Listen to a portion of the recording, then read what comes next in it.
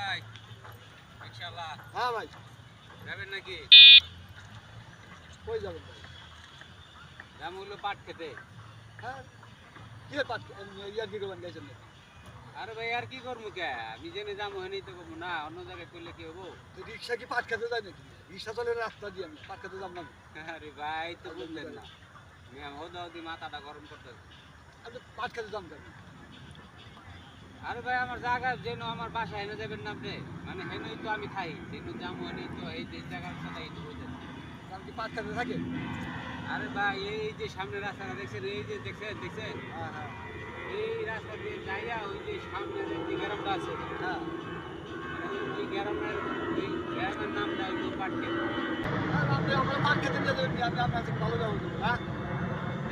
এলাকার নাম হয়েছে পাটকেল। আপনার কি ওই যে নাইলা খেতের কথা বলছি আমি? এলাকার নাম পাট খেতে। আচ্ছা চলেন, কয়টিয়া ভাড়া করত? পাট খেতে কোন জায়গায় নামবেন? ওই রাস্তার লগেই, মেন রাস্তার লগেই। রাস্তার লগে, রাস্তা কি ভাঙা আছে?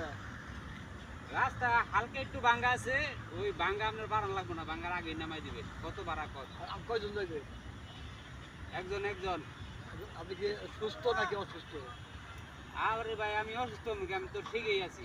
ঠিক আছে? হ্যাঁ না আবার উদাহরণ করবে তো ভাই আসতে চালেন বা আমার অবশ্যই রুগী পেটে ব্যথা তাহলে বাড়া ভাই 150 টাকা লাগে। আরে ভাই আপনি যে নাটক করতেছেন মনে হয় আপনি এই রোডে নতুন আসেন গাড়ি চালানোর লিগে।